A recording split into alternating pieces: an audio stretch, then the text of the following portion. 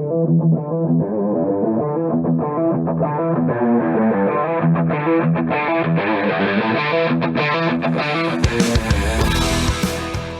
to the Automotive Diagnostic Podcast. We're going to explore ways to sharpen our diagnostic skills, find learning resources, and hear from experts in the automotive field.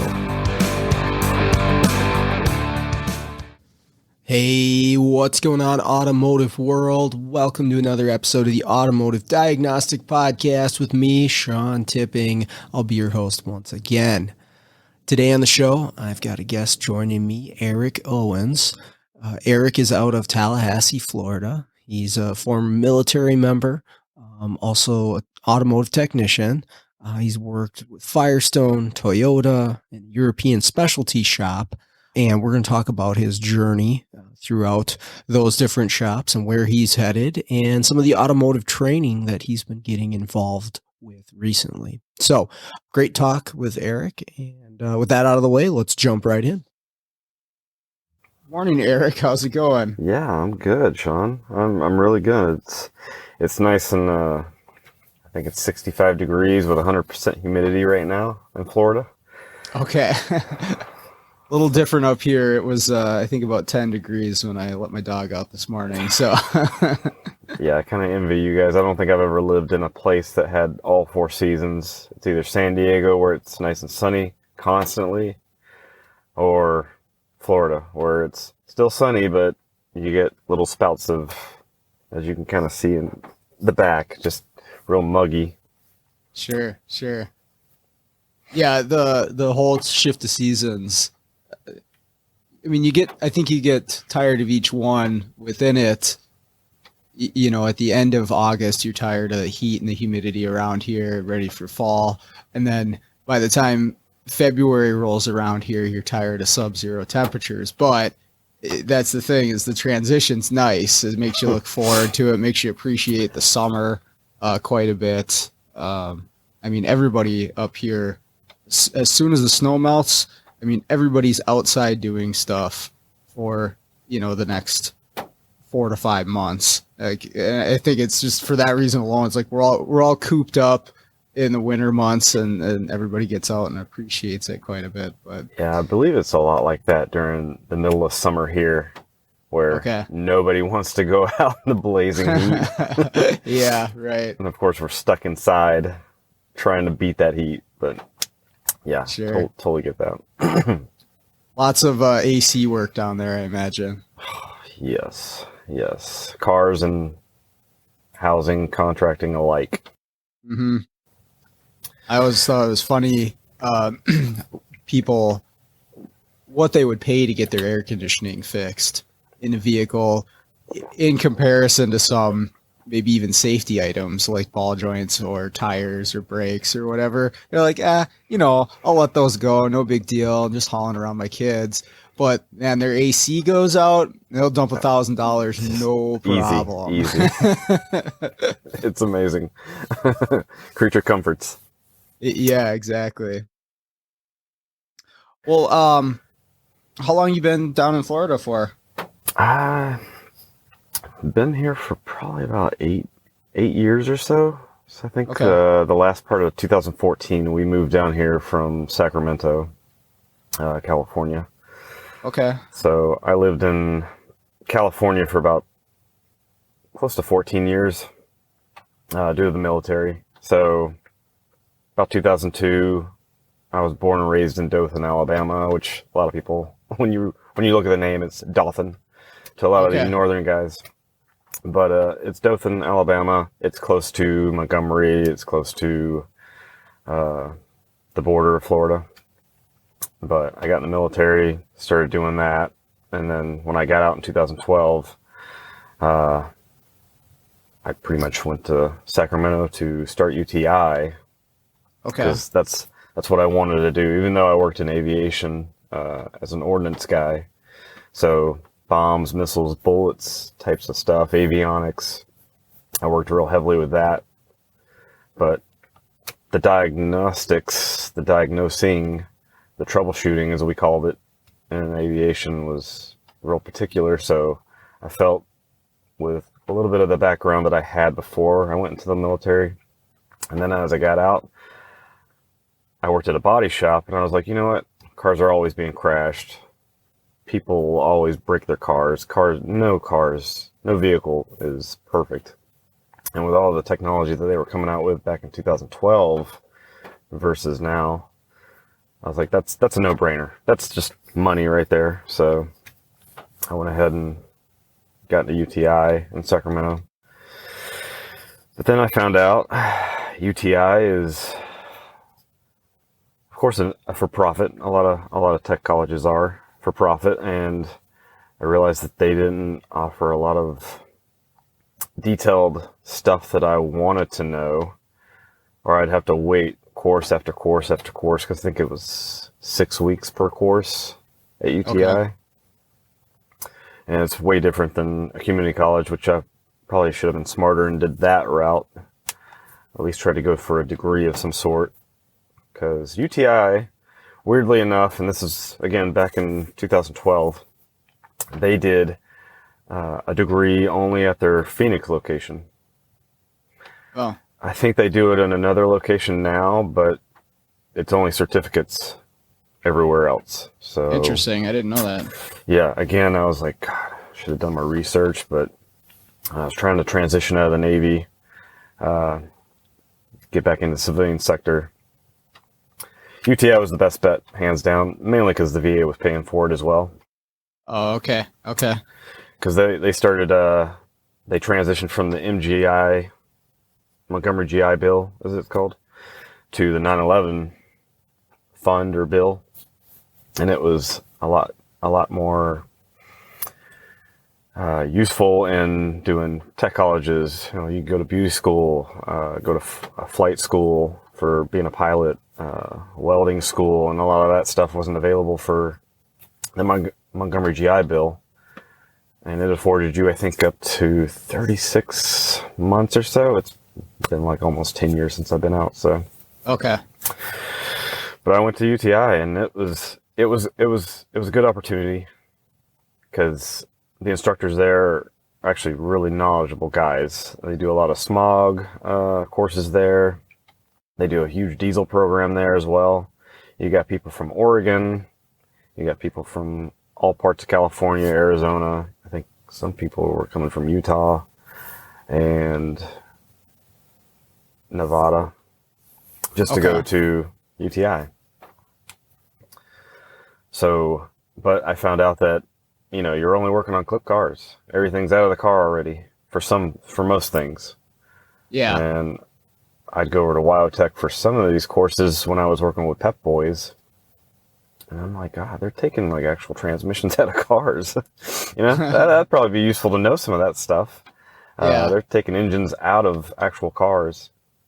So after about 9 months of doing that UTI stuff, I got as much as I needed, and I kind of split. I didn't stay for the whole kit and caboodle because I was going to go for the full year of automotive program. I think it was a little over a year.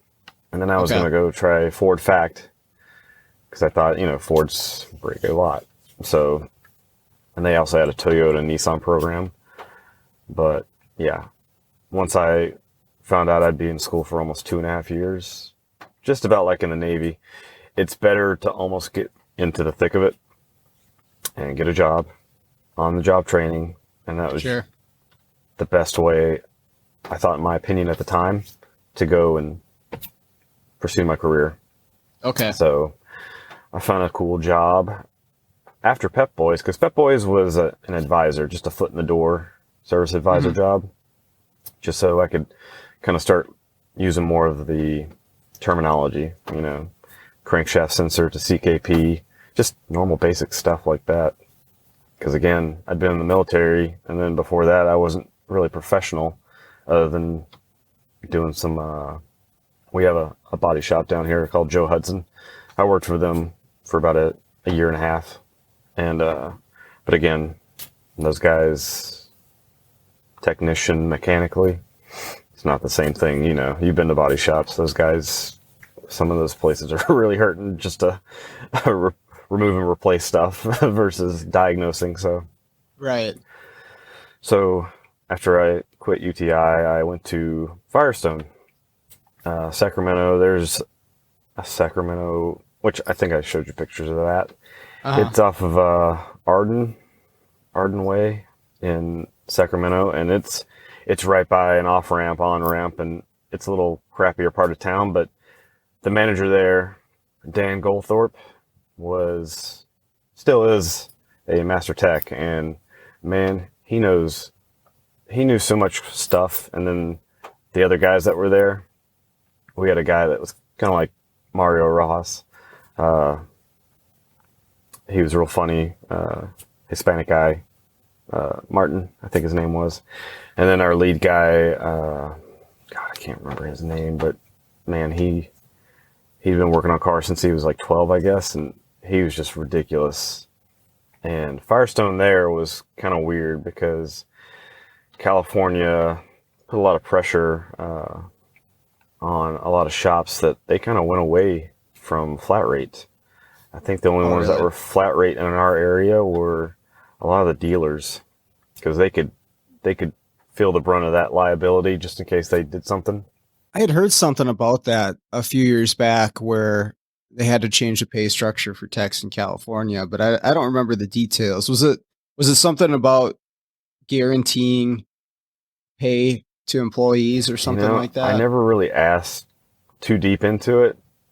They just told me that, California is a real heavy place for people to get sue happy, and they would take you to court for almost anything. Plus, on top of that, with certain shops out there with the emissions testing, smog techs, each shop has their license. And then on top of that, each tech who does smog has their own license.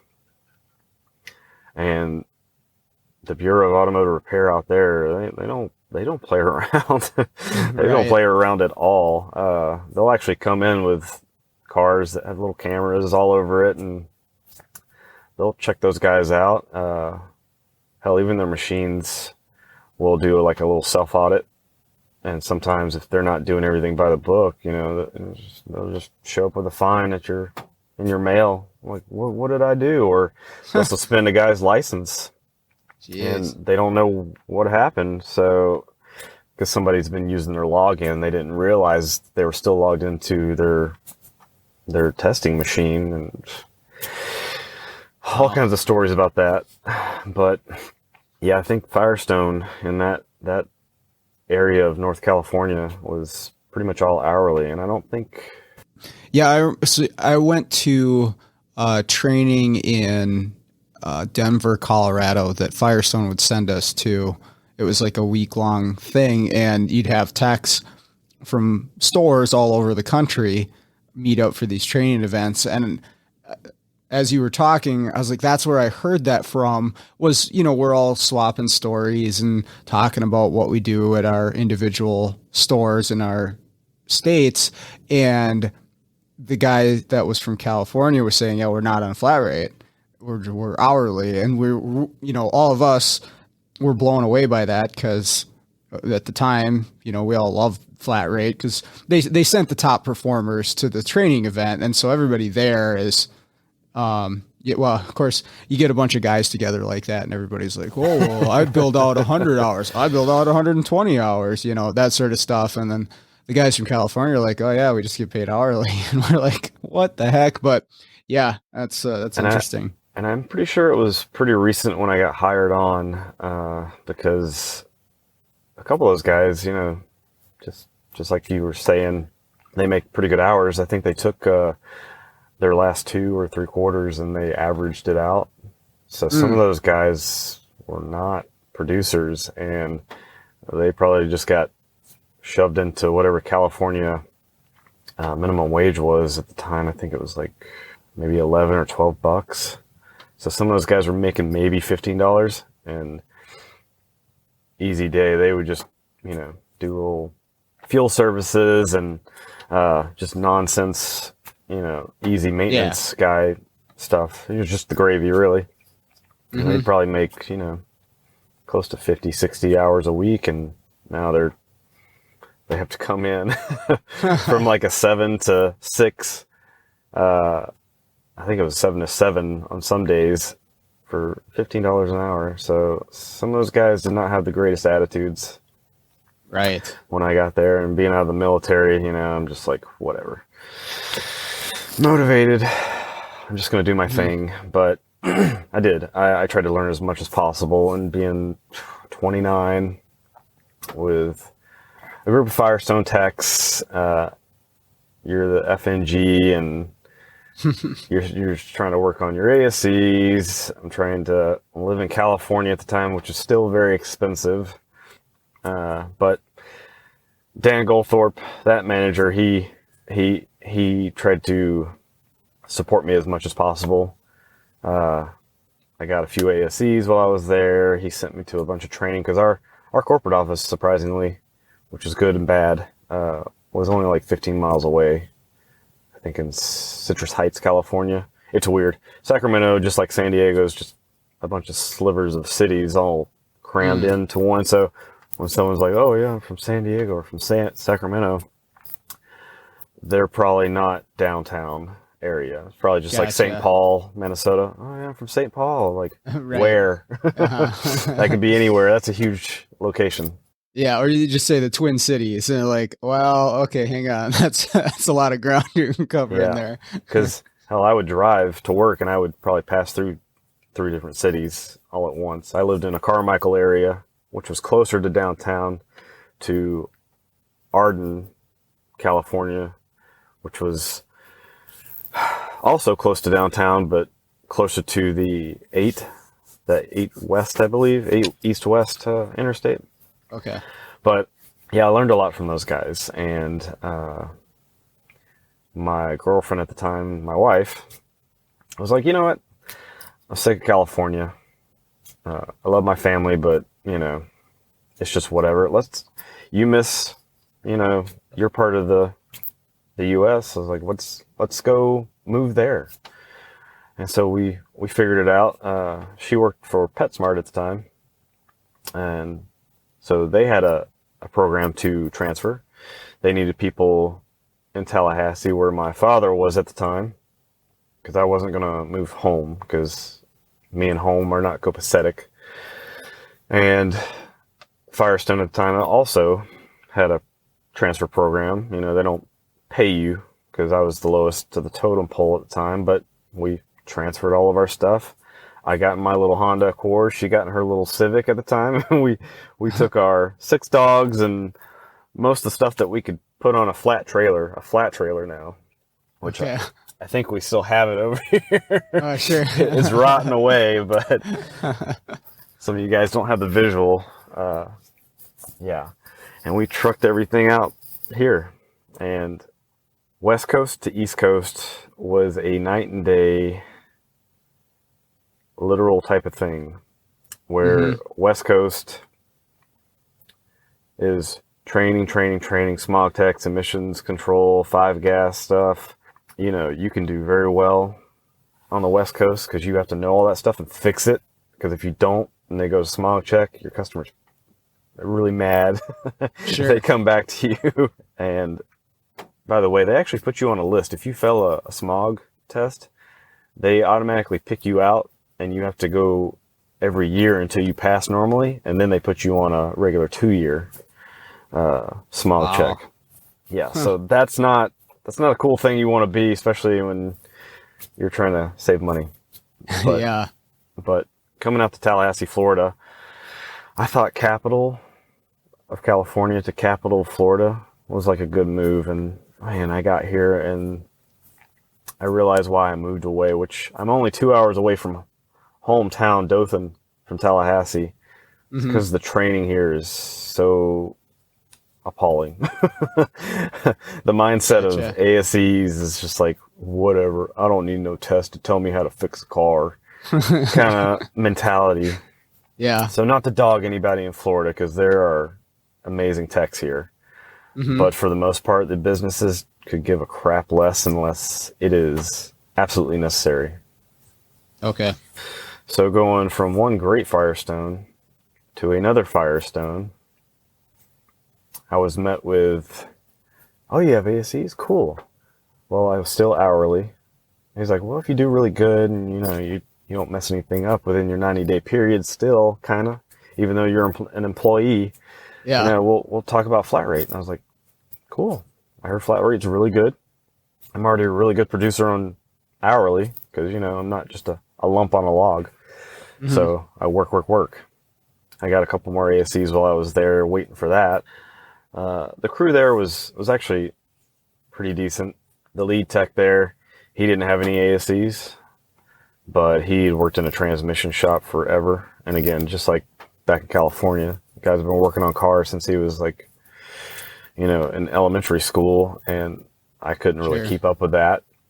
So, just like any Firestone, those guys usually they'll come over to where all the waiters are and they'll pick whatever they want. Yep. Take it away.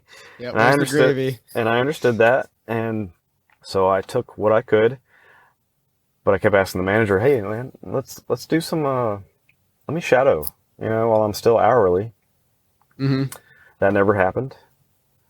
So I didn't get to do any like big jobs to kind of boost your confidence, because that's what it's all about, right? You want to be confident before you start really tackling these jobs, or you just look like a momo doing some of this stuff, and then you're like, I took it all apart, now I can't put it back together.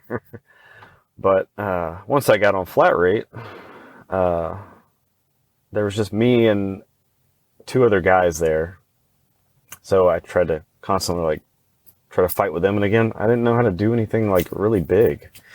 I didn't do any engines or transmissions in California before I left, and I didn't do anything shadow-wise while I was hourly, so I was kind of stuck at where it was at. So I focused on doing a lot of electrical and trying to diagnose, since I couldn't really take big things apart. And after a while, I just got kind of fed up with trying to compete. And me and the lead guy kind of got into it a little bit, but we talked it through and we understood. And after a while, I just told the manager, I was like, "Look, man, I have no growth here. It's like I'll either get stuck on a job and I'll lose my entire butt because we didn't train, or you're not sending me to training for any of this stuff." And I understand pulling transmissions, engines, stuff you want to do in the shop. It's not really a class on that. You just got to do it. But he understood. It sucked for him because he was losing a pretty good guy, but he's like, do what you got to do. And I had a job offer before that. So, and weirdly enough, jobs here post on Craigslist more than they do like Indeed and Monster back in the day. So, so I was like, God, there's nothing here. And then I go on Craigslist and I was like, wow, there's a lot of people needing help. The first shop that was genuinely like wanting people, send you to training and stuff like that are the dealers down here. Okay. So I went and interviewed with a couple of them, but Toyota caught my eye and I was like, you know what? Their facility is incredibly nice. Holy crap. And again, I think I sent pictures of that. Their shop is ridiculous.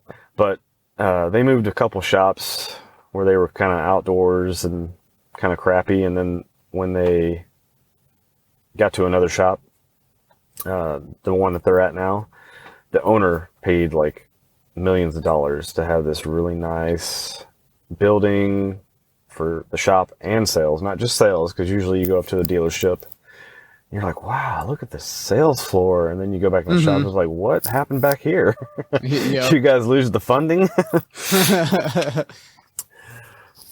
Which is a lot of shops here in Florida and the southeast area, actually. But so it was climate controlled, which is wow. When you come in, you're just like, wow, cool. All the equipment was relatively uncussed, but it's unfucked. It looked good. It looked really good. And so, hell, within the first year, I got more ASEs, and then they sent me to all their training for their, they call it entry level program, or their EL program. Okay. And I got really into that. Man, they send you to all these classes, and they try to send you in Jacksonville as many as they can within a month. And within the year, you're certified. Nice. And I pushed for that hard. And then I was able to get on their scheduling. I was able to figure out more. And that's where I kind of launched off. And 2 years later, I'm like one of their expert level Toyota techs. Loved it. Awesome. That just motivates you. And of course, the pay was pretty decent too. Because I've never really worried about pay per se. I just want to fix the cars, you know. Of course, that is the bottom line, what we go to work for. But after about 4 years, I got to a stopping point.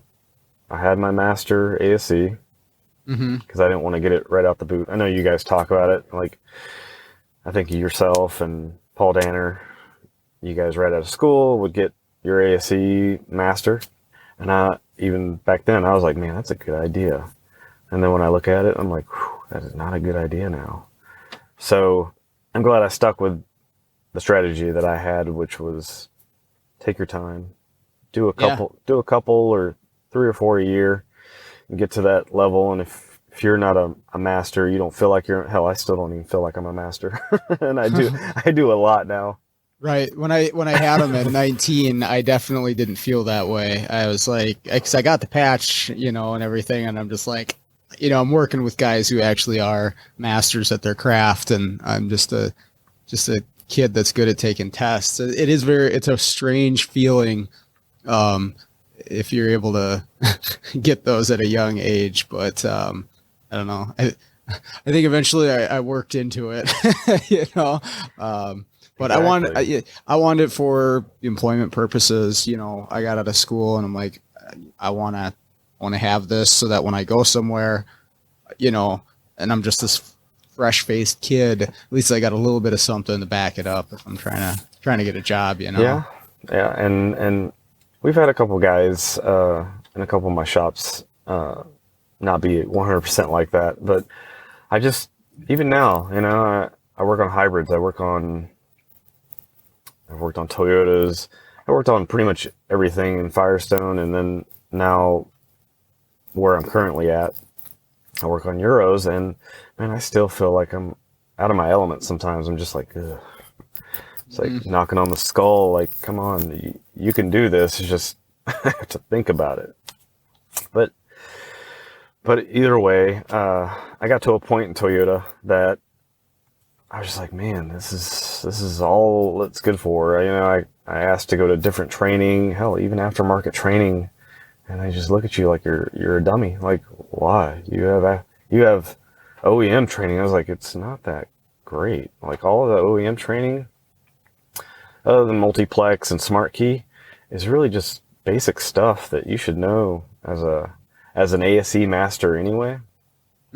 Obviously, there's a little bit of Toyota, little tech tips and here's and there's, and hey, you know, if you do this, make sure you check this on certain vehicles that help you out, but it's not anything crazy. And I'm pretty sure almost all OEM training is like that, especially what I've found on the internet.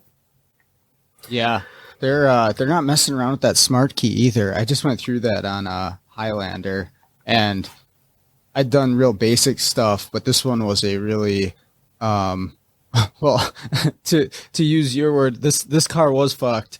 It had been through the ringer, and people were throwing used parts at it. It was so messed up. But that smart key system, with all the modules involved for a push button start, is way. And it was a 2011. It was way more complicated than I thought it ever was going to be. So hopefully they have good training on that for you there. And to keep this, because I know sometimes when I'll go through your podcast, I'll look at some of the person interviews. I'm just like, ugh, I'll skip that. Because usually you go there for the technical stuff, which is incredibly helpful. So thank you for that. But my good buddy that still works at Toyota, he's a master. Used to be the shop foreman, but he's like, no thanks. I'll go back to being a tech. he just had a Prius where he was doing a reseed or a smart key reset to clear the coating out. And he said that he just got a Prius. I can't remember what year it was, but parts gave him an FM key, which was a frequency FM. But apparently this thing was an AM frequency key. Oh. And he spent like hours trying to program this thing, like trying to rack his brain. I'm pretty sure he called Tech Assist. Yeah. And they're like, oh yeah, what's the FCC ID and this and that. And then they like cross-checked it. I think you could do that on your own too, but it didn't really dawn to him. But he's like, yeah, it's an FM key. He's like, oh yeah, man, you need an AM key. Like, oh, well, cool. I was like, you know, I'm sure Parts only has 2 options, and they probably picked the absolute wrong one. So he's like, yeah, man, I got to go back out there tomorrow for like another couple hours, jimmy the door switch and try to get it to come back alive, and you know, sit out there. And especially right now, it's muggy. So yeah. So yeah, a little tech tip there. If you're ever working on a Prius and reseed, make sure you got the right key if it's not programming like it's supposed to be. Yeah, I think you can get that FCC number's right on the back of the remote. Yeah, and I think you can still go to the FCC website to look. Now, of course, I say that, and then somebody does that, and they're like, I can't find it anywhere. So check with your parts people. Make sure you're talking to the right parts guy, because there's always one that knows what he's doing in there, and you never talk to him for some weird reason. So, but yeah, I kept a lot of that training before I left Toyota. So I wouldn't, if I got to that point where I needed to work on another Toyota and I didn't have all the support that I had while I was at the dealership, that I wouldn't be like completely lost. But going back to that, at Toyota, I got to a point where I was just, you know, I didn't like coming to work anymore, because I got to a master, I got my L1, and all they were doing was throwing warranty stuff at me, throwing other people's comebacks. And granted, I'm not going to be super tech here and say I didn't have a couple comebacks too, because in a shop like that, you know, you're cranking out these cars. And I just saw a post today on Diag Network, the same deal. Guy works at Pep Boys. He's wanting to know about a situation. So the coils, how could he, you know, test coils when they're under the intake? And there's a couple ways around that, of course, but you know, somebody gave him an idea and he did it his way. But he's like, oh yeah, the boss is, you know, hassling me to hurry up. And Pep Boys, that's like Pep Boys, Firestone. Yep. Any tire store where you're a diagnostic guy, it's like, come on, man, come on, let's go, let's go. Yep. It's like, well, give me a minute. It's like, you sold it for an hour. You're over here like 10 minutes later getting on me. So stuff like that, it's just such a pain. So I told them after a while, you know, your pay is great. Your pay for what I'm getting here, and I'm still probably getting paid very low. But I was like, the pay's not the problem. It's like, you guys are just throwing waiter after waiter, and this is a dealership here. It's like, you should be stopping, cutting your appointments off, letting us get up to a point to where we can work on these cars, train the people we have back here, and take care of the customer all in one, because it's not an easy job. It's easier said than done. But that just, it was always the owner, general manager dictating to the service director. And as good as a guy as he is with the service manager, they just have a hard time saying no. So, yep. So one day I just got done working on a Volkswagen Beetle for an intake manifold sensor issue, which again, I think I've touched a handful of those. So I had to fight to take it off, fight to diagnose it, even though we had Mitchell Pro Demand, and a little bit of Google, mastery. Then they give me a hybrid Escape, a Ford hybrid Escape, because it has a cooling issue. And then I'm doing a head on the Tacomas, like some of the new 3.5 FKS direct injected Tacoma engines. They all have issues. Almost all of them have issues with cylinder 1, Cylinder 1, bank 1, the valve sealing area gets oblong. Oh, okay. And it starts walking that valve. PJ Walter will tell you immensely. We've seen a lot of those. They had some kind of defect at the factory where a lot of those were not made properly. Interesting. So we had a string of those, but I had one of those in my bay, like just killing a bay next to me. And then they brought another vehicle in that I had just done a fuel pump recall on a Camry, and it had an evap code. And I checked it. It wasn't my issue, but they popped it as a waiter, a comeback. And at that point, I was about ready to have my third child. And I was done with it. Yeah. My technician's temperament got the better of me, and I told him, like, look, I'm done. I'd had my resignation ready for a while because I had issues prior to that, because that shop had changed service director hands like 4 or 5 times within the last like 2-3 years. So I was out the door. And every place that I go, I tell them, because this place has a way of having people circle back, because it is a nice facility. Like I said, it is a nice shop. Most of the people there are awesome. I wouldn't dog any of them, but that place is just not for me, and I will never go back. Toyota's been there, done that, so I'm good. Gotcha. But so it took 6 months. I'd never done that with a child of mine. I think the longest I've ever actually gone on baby leave was like 2 months. But we had money saved, and my wife was working full time, so I was like, hells yeah. I'm going to stay home. I'm going to take a hiatus. I'm going to get away, which is what a lot of us should do when we quit a place, because we have probably a bad taste in our mouth and a bad temper and a bad attitude, which I did have all of those. I stayed out, recollected my thoughts, did a lot of training. I got in touch with, PJ. I got in touch with a lot of guys. And that's where we come kind of full circle to how I found out about you and your podcast, is that down in Fort Myers, there's a shop. It's called Legends Automotive. This place is amazing. This is where I also met Brandon Steckler. He was doing a class down there. I guess he worked down there for a little while. Okay. They were doing training. I saw on Facebook that they had to cancel some training because of COVID concerns. Big deal in Florida, because nobody really cares about COVID down here. But I typed the guy that sent the message, Daniel Claude, and I was like, oh, hey man, are you guys still doing that? I was like, how much is it? He's like, dude, it's free. It's like, we're just trying to get training for the shop and whoever else is down here.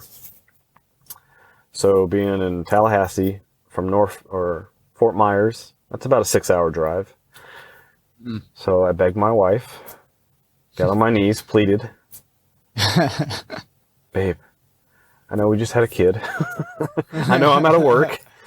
Can I spend about $300 and get a hotel room for the night and go down to Fort Myers in South Florida to attend this training?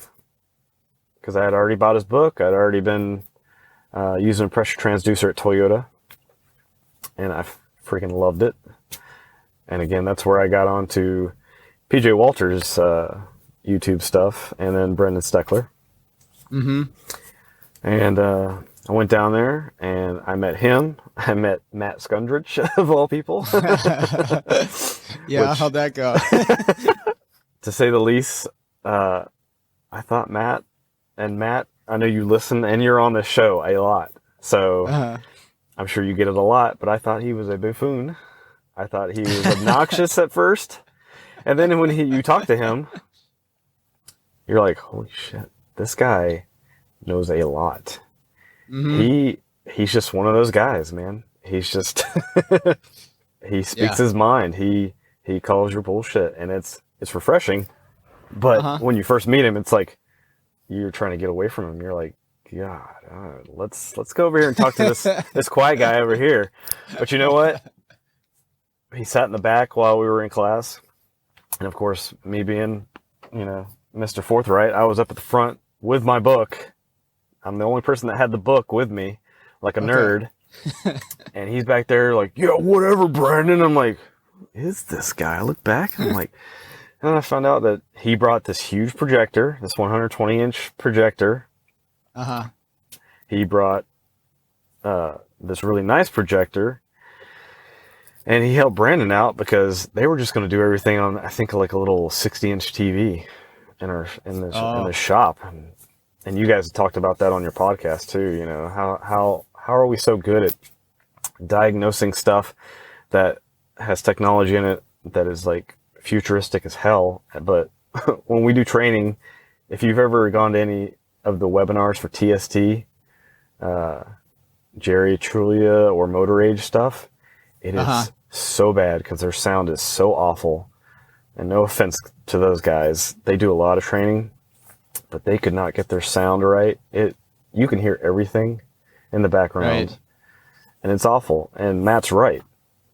Like, if you don't have this huge opportunity to present this stuff on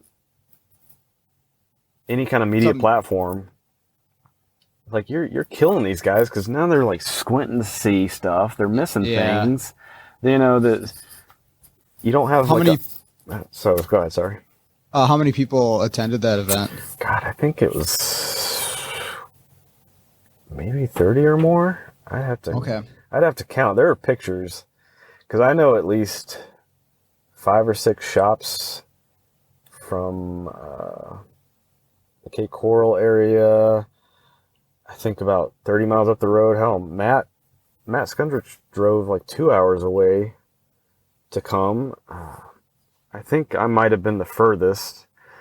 There was a guy, Adrian Lowe's. He was there. I think he's been on the show a couple times. British guy. Yep.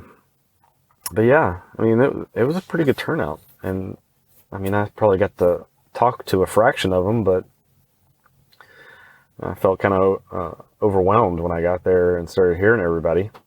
But it was incredible training, and it was, you know, for the low price of $3.99. So even perfect. And I appreciate Brendan for doing that. He does that a lot, apparently. I thought it was just kind of a fluke because, you know, he's just coming back hometown. They just asked him. Yeah. But I guess that shop does a lot of training, like a lot. Like, they're one of the best shops in that area, apparently. Yeah, I think it's either his foreman or team lead, Jason Labonte. He actually started a whole Florida training thing. It's called FAST with 2 T's. Okay. And you might have seen that group. Hell, I don't know if you have or not, but they don't post any clips or waveforms or stuff like that. They just post training opportunities in Florida. That's it. So, like Mario Rojas, he just had like a conference meeting that he's trying to grow into something a lot bigger down there. I missed that because I had my new job at Volkswagen, but he's trying to start that every quarter, like a free.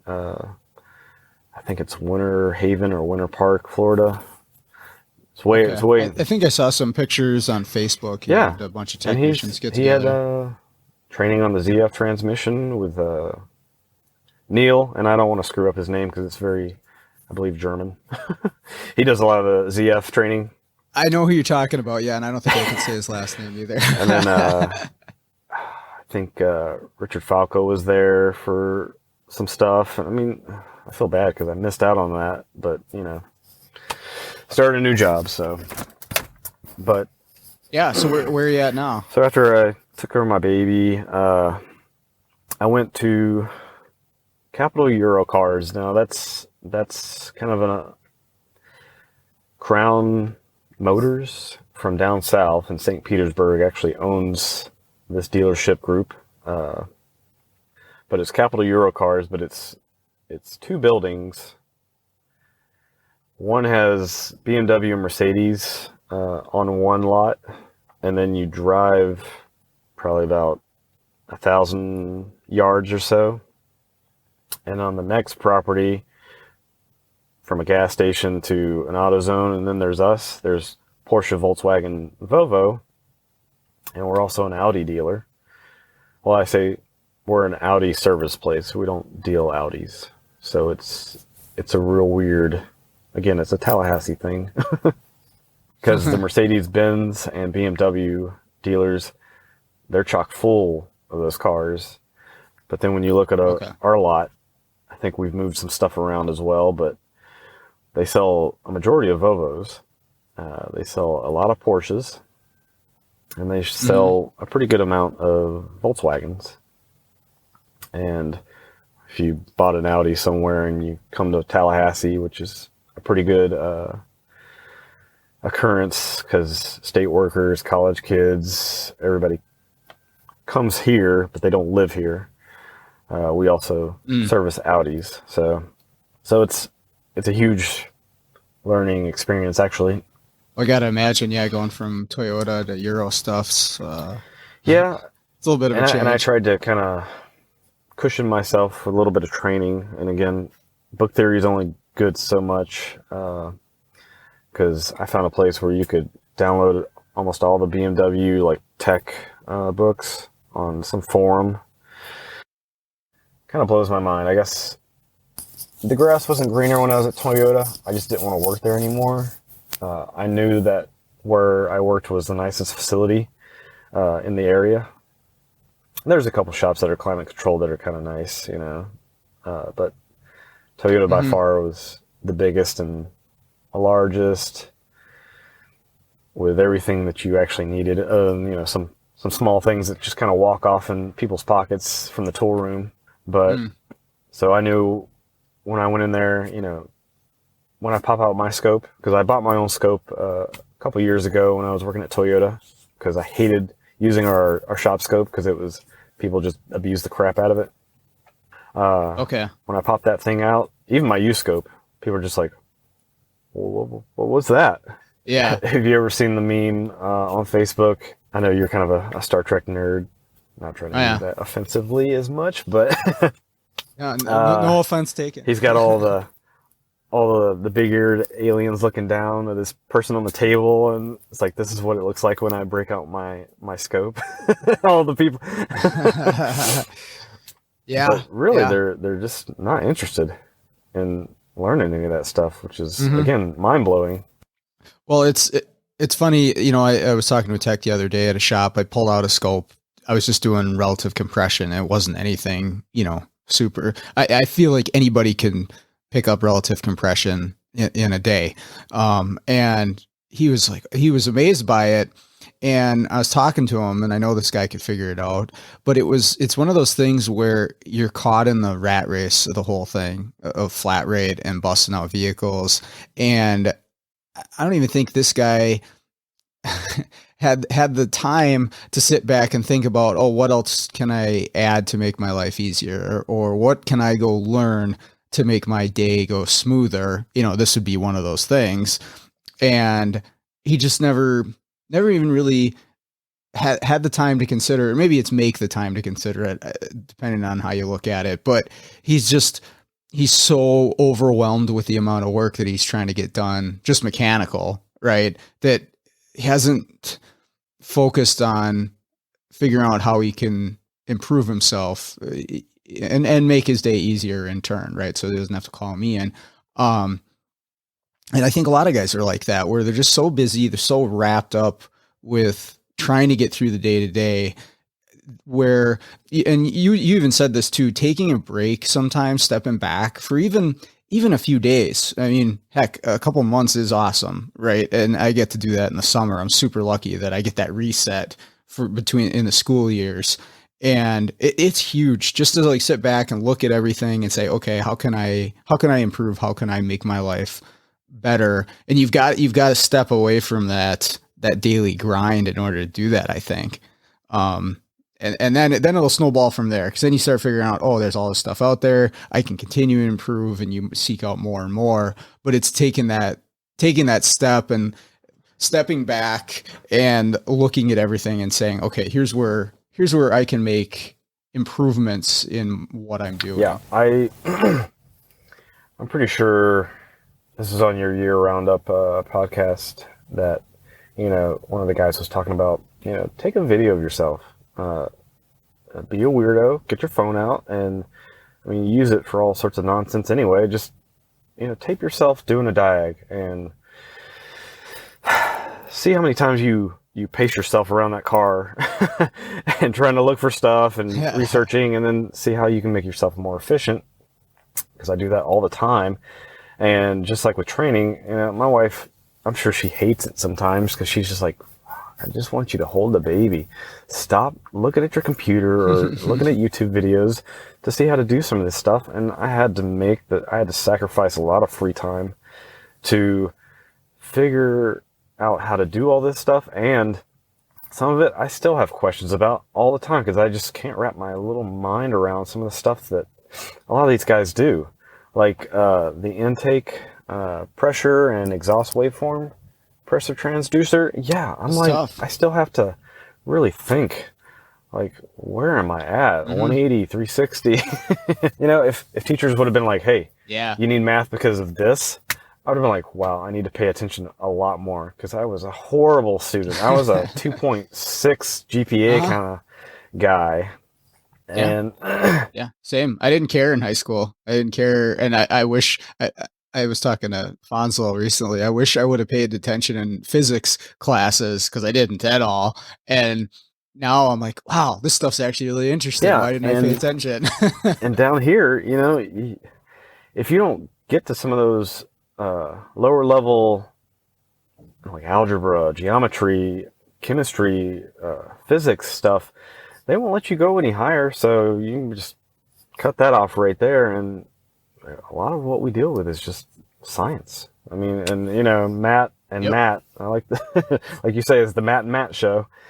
You can get really stupid with it and go like super in depth, Elon Musk, thinking about it, and you're like, no, that's not right. Well, it's not really a flow. It's more of a conveyance of, you're just like, okay, well, like, calm down. Let's keep it simple, obviously. Techs are varying intelligences, and we gotta keep that in mind. And I told my guys before I left Toyota, I do this scope stuff because it's incredibly non-intrusive.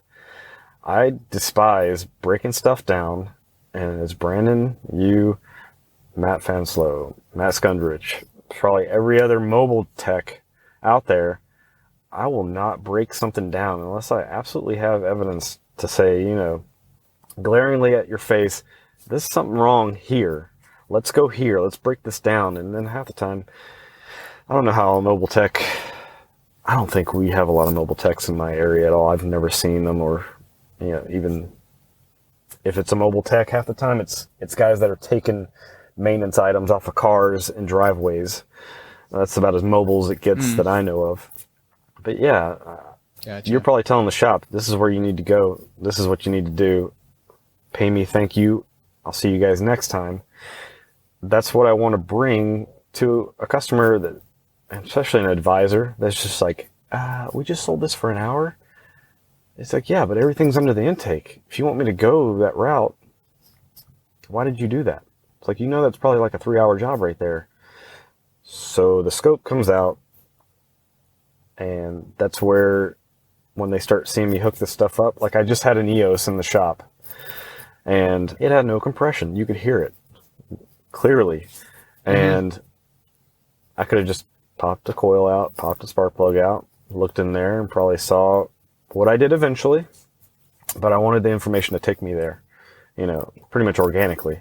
Yeah, we go on assumptions, but you have to go on evidence too, or you're just telling the customer, hey, you need an engine, and it's probably something simple you could fix real quick. You don't need an engine. But I hooked it up to the cam, the crank. Finding the crank was a pain in the ass, because I did not realize on a lot of Volkswagens, they're in the back, not the front. Gotcha. Getting a known good, which, you ever talk to this guy, Ray? He's from Ontario, Canada. Ray. I think I've seen him on diag.net. I'm going to try your name, but I think it's Yurgu. I think it's French Canadian. I know who you're talking about. But he's a mobile tech, and man, every time someone needs a known good of anything, Ray's right there. Boom. Done. Boom. Boom. So and not knowing this, it's an early 2-liter TSI. So he shows me a TIG one. I was like, oh wow, I have that in my thing too. But I take his known good, and I take that known good that I have, because I have a huge library from the known good Facebook group, and I realized that my timing's retarded. Really, really bad. Almost like 170, I think that's 170 degrees if I measured it correctly, because I'm still trying to weed that out too. So I have that, print all that out. Then I go pop the spark plug, because now I don't have to take that stupid cover off. That's probably like close to 2 hours worth of taking a mount off, taking that cover off, lining everything up, because I don't have that tool yet either, the one for the crank. And I don't know where it's at in the shop. But I take my borescope after I take the plug out, and I look through every cylinder, and I can see all the valves are hanging open. So I was like, that's not good. And then cylinder 2, I see it right where the piston, the little pockets. I see that one has a very circular valve shaped. And I was like, well, that confirms it. Done. So it took me about a day to get there. But I'm sure if I would have known what I was looking at, very good at looking at Volkswagens and this and that, I probably could have done that in 30 minutes. Done. You need a used engine. Yeah. I'd probably put timing chains and I guess a tensioner. This thing has gone through multiple revisions. I added that on there, and I was like, this is what it needs. Boom. And the advisor's like, really? I was like, yeah. He's like, you didn't take a whole lot apart. And I was like, well, I didn't really need to. So that in itself, I tell those guys all the time. I was like, I can show you how to do this, and I think they think I'm condescending to them when I say it, because they just look at me like, nah, I'm good. If they don't want it, I'm not going to force it on them. But when they look at how easy it is, it's just like that's where you can sell it. Yeah, it's not going and telling everybody like, oh, hey, this is what you need to do, or this is the better way to do it. Just show them, okay, here's how easy this is, or here's how few things you have to take apart, and then they can sell it to themselves after that. That's the way I found it's successful. Again, you lead them to water, but you can't make them drink. It's such a hard. Yeah, exactly. So that's my journey so far, other than being in the Navy, which it's okay. North Florida is a real weird place, Sean. That's the thing online is Florida man in the news. You know? Florida man, Florida women. And you guys were talking about the board of, what is it? Board of, not directors, but the advisory board for ASC. And I went to look at that and see who was on our board here, because we have a tech center who actually works with the community college. They're almost right next to each other. It's called Lively Technical. And surprisingly, I don't think that advisory board's with it, because they have one of the BG guys on it. And I've met him, and he is not any sorts of mechanically inclined, but I think you don't really have to be too much to be on an advisory board here, do you? We're not here, but because I know usually it's shop owners. Yeah. Maybe some independent guys, technicians possibly, but they have guidelines. They want a mix of people. They want shop owners. They want technicians. If it's a college, they want former students. And so, yeah, there's a wide range of people that you can have on an advisory committee. But usually the people that you see do it at least have some passion for the industry, or at least you would hope so. And that's the goal, is to kind of get those types of people together so that you can align your program with what those types of people want out of graduates or out of their employees, and we can kind of work towards those expectations in the college. That's the goal. And so, yeah, sometimes you get people who are extremely technically intelligent, and then sometimes maybe not so much on the technical side of things, but more on the business side of things, or just the other parts of the business where, yeah, they're not using scopes. They may not even be fixing cars, but they know another part of the industry. And I don't know anything about the BG guy, but we have a good mix of people on our advisory committee. Yeah, I feel like when I see the people that are on that advisory board, I feel like they're mainly there to recruit. Yeah. Oh, hey, and there is 100% that we've experienced that as well, where you get somebody and the only reason they're coming to those meetings is, hey, you got any students? You got any students? There's no interest in offering anything to improve. They're not donating cars. They're not providing feedback. They're not suggesting things for the program. They're just there. Can I get some employees out of this? And that's their number one goal. And so, yeah, that's not necessarily helpful. I mean, yeah, we want to get our students jobs, but that's not hard right now. So we want feedback about the program. We want to know how can we prepare these students correctly, or again, to meet your expectations within reason of when they get out there. What do you want them to know? And also we present to them, here's what we have to do because we're an ASC accredited program. We have to meet the ASC guidelines. But within that realm, what do you want us to focus on? And we'll have these tasks from the task list at ASE, and we'll say, okay, they want us to rebuild this manual transmission. Unfortunately, that's an ASE task that you have to do for the manual transmission course. How much time do you really want us to spend on that? Are your guys rebuilding manual transmissions? And of course, the answer is no most of the time. No. But so then we can kind of use that feedback from the advisory committee to shape our courses, and we document everything. We take minutes, and we have the minutes recorded. And the input from the committee is actually pretty powerful. Like if we need to get new tools, input from the advisory committee is huge because they'll say, yeah, you need this lap scope, or you need this piece of equipment, you need this scan tool, because that's what we want to see the students be proficient in, or the graduates be proficient in. So we can go to the college and say, hey, here's what they say that we need. If you've got money for our program to spend, this is what we'd like to purchase.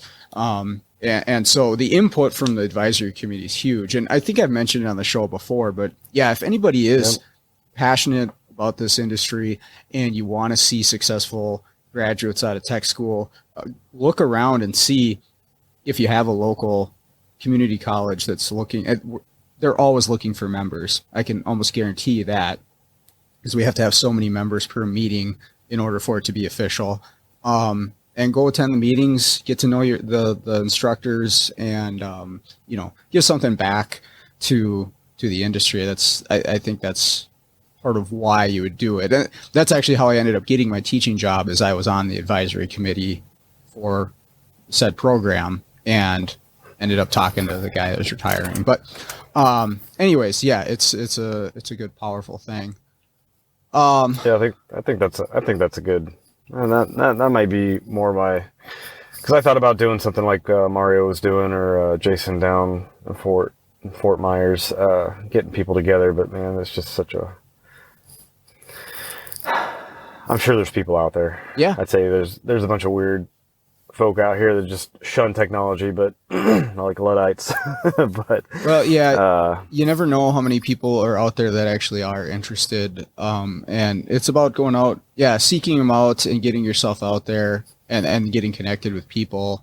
Even around here, I've met so many people around the Twin Cities area since I started the podcast that I probably never would have known existed otherwise, and that are professional and intelligent and leaders in this industry. So where do you see yourself going in the future in the automotive industry? Do you have any master plan goals or anything you're striving towards?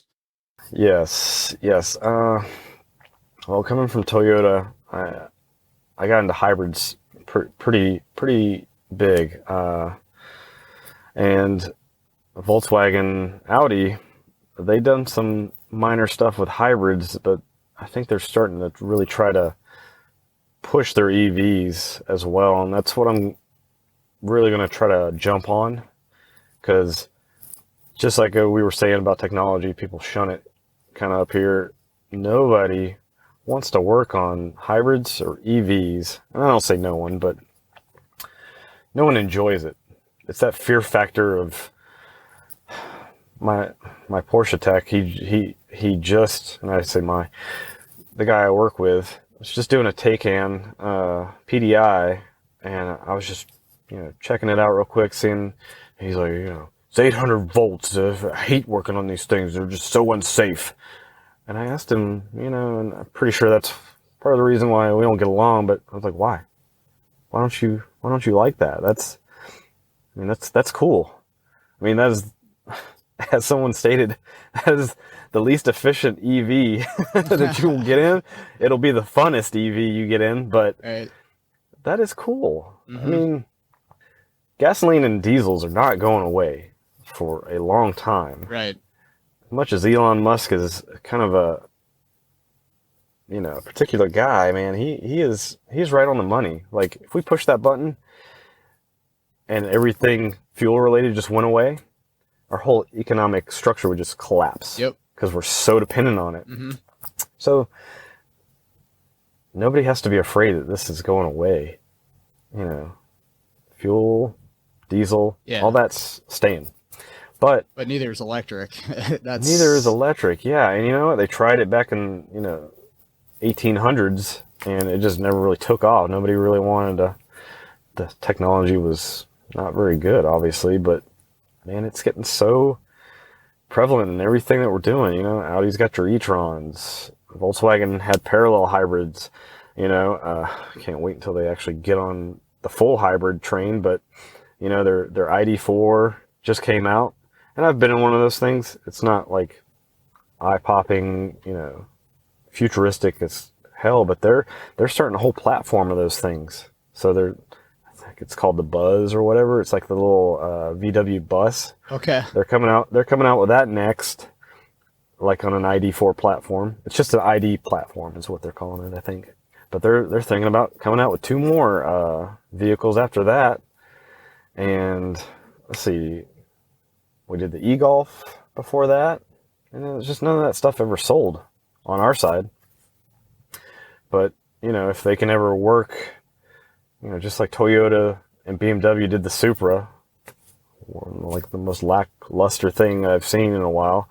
But if they can get some kind of parallel hybrid, MG1, MG2 kind of issue going in there, then that would be great. And I told them, if I can get on these platforms with Volkswagen, Porsche, Volvo, I don't give a crap. I will work on any of it. I will be your guy. I'm not afraid to touch any of the orange cables. Not at all. Some poke. I know. Yeah, the technology, the design will be different, but they all do the same thing initially, just like combustion engines. They all do about the same thing. Yep. They're all probably going to have the same kind of issues, and people are going to have to work on them regardless. Mm-hmm. Now, with that drawback, our dealership, somebody above us told them we can't be a battery repair facility. So a lot of that's probably going to limit what I do, but that's where I want to be in the next 4 or 5 years. I want to be certified one, obviously, but be one of their hybrid guys. Okay. Because, like you said, that's just where the industry is evolving. So that's where I'm going to be. And ATG's had a bunch of classes on it lately. AVI just had a cell on one of their EV or hybrid EV manuals. Just start working on them. You guys don't be afraid of hybrid electrics. There are horror stories, and most of the times it's just, I call them old wives' tales. It might as well be old tech tales, geez. But that just feeds into the fear, and then you get these other guys, I don't want to touch none of that. Well, yeah, you guys are going to miss out. I look at it the same way as like a oxyacetylene torch, which maybe you guys don't use as much down in Florida, but we use them all the time up here. That sat next to the alignment rack, and it's one of those things where you can easily injure yourself severely or even kill yourself with a acetylene torch. You hold it up, point it at your face, you're done. That's it. But that doesn't happen on a regular basis because people respect it. They know how to use it as a tool, and it makes your life a lot easier in the Rust Belt, right? So everybody uses a torch, even though it is potentially very, very dangerous. I mean, even lifting a vehicle on a hoist, potentially extremely dangerous, but we know what we need to do. We know how to be safe with it, and we utilize it every single day and probably take it for granted. It's the same thing with electric vehicles, right? That's just you, but you need to take that understanding and say, here is where the danger is. Okay, I'm just going to not do these things. I'm going to be conscious about not pointing that torch at myself, or, not touching, these orange wires while it's connected to the battery, that sort of thing. And so putting some knowledge into it, I think, can take some fear out of it, just like everything else that we do on the job that's potentially dangerous. Cool, man. Well, I think that's a good point to wrap this up, unless you got anything else specific for me. No, I mean, just there's so many good opportunities right now. Even though COVID has kind of screwed up a lot of training opportunities face to face, people are just now getting in the swing of it. Check out those little webinars. I've been doing these little ATG $30 webinars, and usually with those webinars, they give you coupon codes to get their manuals, and those things are like gold as well. They may not be 100%, end all be all of knowledge, but hell, add to it. I mean, you guys don't stop training. I hate, because I was there at one point too. I hate school. I don't want to go back to school. I don't want to learn. Let's not do that. Your life is going to be constant learning. So don't have that mind frame. Keep searching out. And if you don't understand something, contact those guys directly, like yourself, Brandon, Jason down south, Mario Rojas. I've all contacted you guys, and not a one of you has told me to go F off at all. Yep. I'm sure it takes a while to get to that message, but each one of you is, when I've asked, has explained certain things, and that's what we need, is discussion, confidence, and hopefully we don't have a huge shortage, right, in the future, because I think I saw something yesterday. It was like most techs are around my age, 40 plus or so, and a lot of people are not coming in, or they're just getting pushed in doing maintenance, and then eventually when that guy either dies or retires or whatever, then they get shoved in that position, which is not a good sign of where the industry might be in another 10 years. So yeah. Cool, man. Well, hey, Eric, thank you for spending the time with me this morning. I appreciate it. And maybe we'll do it again sometime. Yeah. Maybe I can get one of those Matt shows. There you go. Okay, one more big thank you to Eric for joining me on the show today. Really appreciated that. Enjoyed that talk with him. Hopefully you did as well. I'd like to thank everybody else that is listening to the show. I appreciate that, and I appreciate the feedback. But with that out of the way, let's all get out there and start fixing the world one car at a time.